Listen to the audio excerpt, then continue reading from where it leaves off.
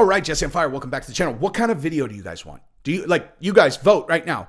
Do you guys want a serious video? I'll tell you what we're going to talk about. We're going to talk about Jake Paul's ongoing war with Dana, Francis's potential love fest or war with UFC. We don't know. We don't know. It's going to be one of the two. It's either going to be a big fat contract for Francis with a nice carve out for boxing or war. And then we're going to talk about Josh Fabia. Oh, also, I want to talk about Randy Couture's statement about how he thinks this is going to go for Francis with the UFC. We're going to talk about all those things. And then I want to talk about contract killing. I want to talk about contract killers, tiny ones, little contract killers who are open for business. He'll solve all these problems. Oh, what's up? Oh, you think we're going to let you think they're going to let you sign with another organization, Francis? Oh, wait, who's this? That's Dana on the line, Francis.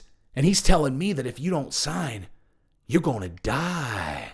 He's going to hire me. Yeah, me. He's going to hire me. Francis is like, who are you talking to? I'm talking to your toe. Eye to eye. Talking to your toe. Eye to eye, Francis. You think I can't kill you just because your toenail hits the top of my head when I'm standing up? Do you think that that's outside my capability of killing you? Because that's not. I've killed a bunch of people that are bigger than you. Who have you killed? You don't even want to know. You wouldn't know them. They're from Canada, but they're all dead. Anyway, so we'll talk about all those things. So here's the deal.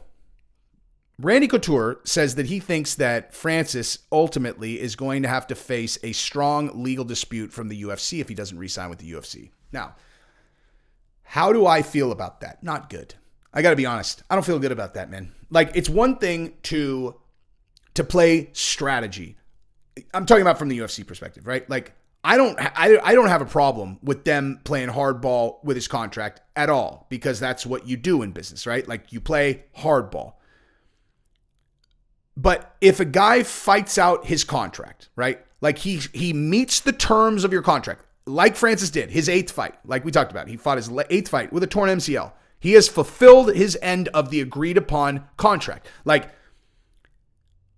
and then afterwards, if you're going to sue him to keep him from being able to go as an independent contractor elsewhere, that I do not like. I'm just going to be honest. I never talk about UFC's business practices. You guys know that. I never talk about it. I never talk about fighter pay. I don't talk about it.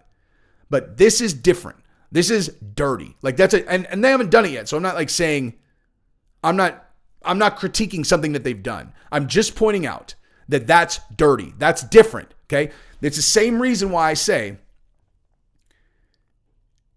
if you don't like the terms of your contract, you aren't in a good position to argue because you signed the contract. Like, that's an agreement. That's the thing. All a contract is, okay, are two people, like, you shouldn't even fucking need a contract, dude.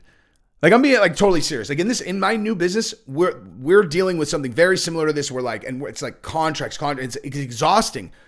But what you realize is, like, with me, I mean, I'm telling you straight up, black and white, no question. As much as I talk about business strategy, if you're doing a deal with me, the contract is this. Okay, we do that. Split revenue, 70-30, done. Handshake, done. You don't need a piece of paper with me, dude. I shook your hand. I told you what the deal is, and I will always deliver on that. There is no scenario where I would ever fuck someone in a deal that I made, whether it was, I think the values changed, whatever. Like, if we made a deal, I will fulfill it. Now, it's obviously not that simple with fighters, whatever, but I'm just saying, at the very least, like, if I signed a 6-fight deal, and I said I would make $150,000 per fight, and then now I'm a big star, and it feels unfair. I get it. And I'm not saying you shouldn't renegotiate. I'm just saying there is an agreement that you made that you're asking them to renegotiate, okay? But if you have fought out the terms of your contract, you agreed to a contract, you didn't renegotiate, you rejected the opportunity to renegotiate. You're like, no, I'm going to fulfill the terms of the agreement that we made. We made an agreement that I would fight 8 times and over 5 years maximum. Champ clause, cool, 5 years maximum. And you fulfill that. And then they try to sue you to make you not able to go somewhere. That's wrong. Like, I'm just like, you know what? Like I started this video kind of like, haha, like, that's wrong. It's not even like a dirty move. It's wrong. Like, that's not right. It's unethical. I'm being totally serious. That is an unethical thing to do. If you want him to fight for you, you need to offer him a deal that's so compelling that he agrees to fight for you. It's wrong for him to have met the terms of his agreement, which he did, and then you go after him on a technicality that you know is not under the terms of the agreement. I mean, I haven't seen the agreement or anything, but as I understand it, he fought 8 fights. All we're talking about is whether the champ clause and his extensions would supersede this 5-year maximum, which would be bullshit. So, I mean, look, here's the thing. Damn it, I really wanted to do a Fabia video. But we are going to get back to that, I promise. I promise we're going to get back to that. Are you hiding underneath this microphone, little guy?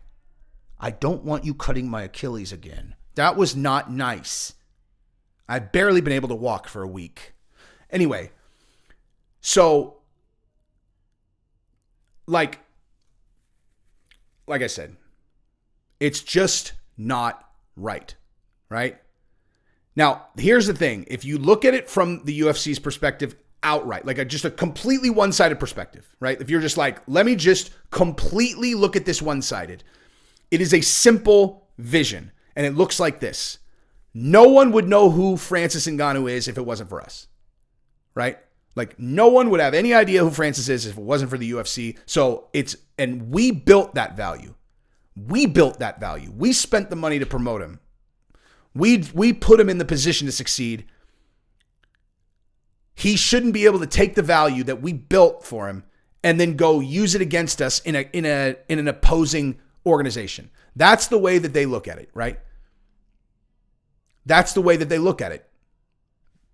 Here's the thing. If you're on the inside of a transaction, and I'm talking everyone, me too. Everyone does this. You will always see things in the way that benefit you. It's not it's the human condition. I'm not going to tell you what the counter argument is, which is the correct one. I'm not going to be able to convince Dana that this holds any merit, right? Because that argument does hold merit.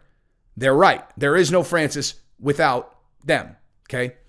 Here's the problem with that, though, because that's not accurate, right? I mean, it's partially accurate, but it's not the end game.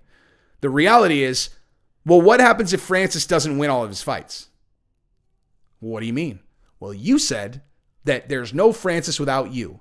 That's right. Is there the current state Francis if he didn't dedicate his entire life to fighting and winning all of his fights? No. Okay, right. So this was at the very least an even situation. And given the amount that you were paying him, you got a steal on Francis, man. You got a good deal on Francis. You've made plenty of money on him. This is a net positive for you. To believe that you own him forever because you put marketing dollars behind him is wrong. It's wrong. Now, I do recognize there's also this thing that they're fighting for something bigger, right? They're fighting for something bigger where what Francis represents is an actual huge threat to the UFC. And here's the thing. I consider that very similar to protecting your kids, right? In a certain way. And so you basically do anything to protect your baby. But this is wrong. If they sue Francis, it's wrong. It's unethical, dude. There's just no, I'm sorry, you're not going to convince me otherwise. If they sue him after he fulfilled the terms of the agreement, it's unethical. In my opinion. And that's the first time I've ever weighed in on the UFC's business ever. Now, that aside, if they sue and Francis doesn't comply, you know what they can do? They can hire little Rambo. Little Rambo. Can you see little Fabia dressed like Rambo? He's like, it's time to kill. They're like, what'd you say? He's all, time to kill. They're all, speak up, little man. Oh my God, is that Rambo outfit? You look so scary, dude. Damn. Look at him, dude. Look at little Rambo Fobs. He looks scary, man. I'm legit afraid. Dude, I actually believe you might be able to kill someone. Man, that's impressive. That is impressive. Come here. You guys, look at him. Look at his outfit. He looks like Rambo. It's little Rambo. All right. Is that a little bow and arrow?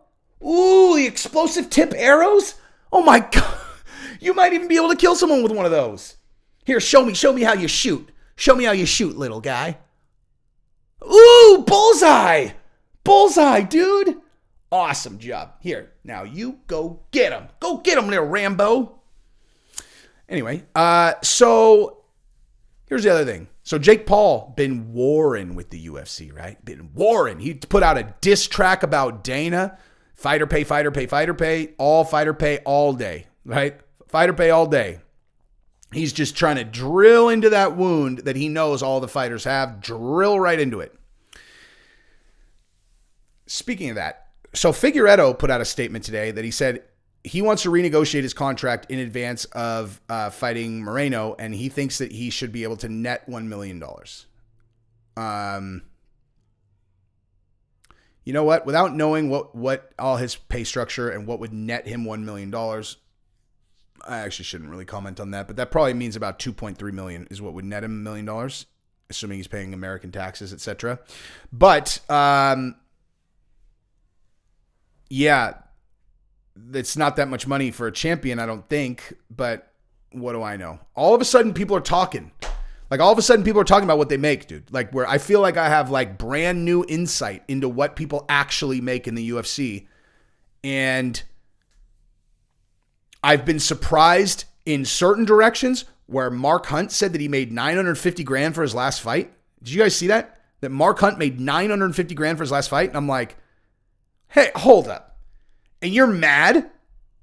You're mad about fighter pay? You were making $1 million a fight. Mark Hunt was making $1 million a fight, and you're mad? What the fuck are you mad about, dude? I mean, no offense, honestly. Like I'm a big Mark Hunt fan, but that's a lot of money, dude. You fought 5 times in the last 2 years of your like, that's $5 million. That's a lot of money. And if I'm the UFC and he's complaining about fighter pay and I paid him $5 million over the last 5 fights, I would be like, dude, are you serious? How much would be enough then? And I'm not, that has nothing to do with the broader fighter pay conversation. I'm just talking about Mark Hunt. You can only do these in these one-off situations. You're like, okay, who is he? What'd he make? That seems like pretty good pay, dude. Anyway, but yeah, so Jake Paul drilling right into it, right?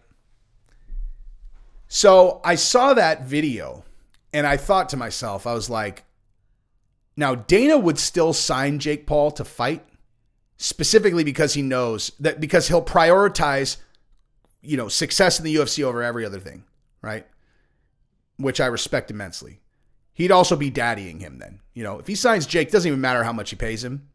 Dana's your daddy once you sign. That's just the way it is. But Jake's not going to sign with Dana. He's not, I don't think. But so when I was watching that, I was like, you got Jake at war with the UFC now.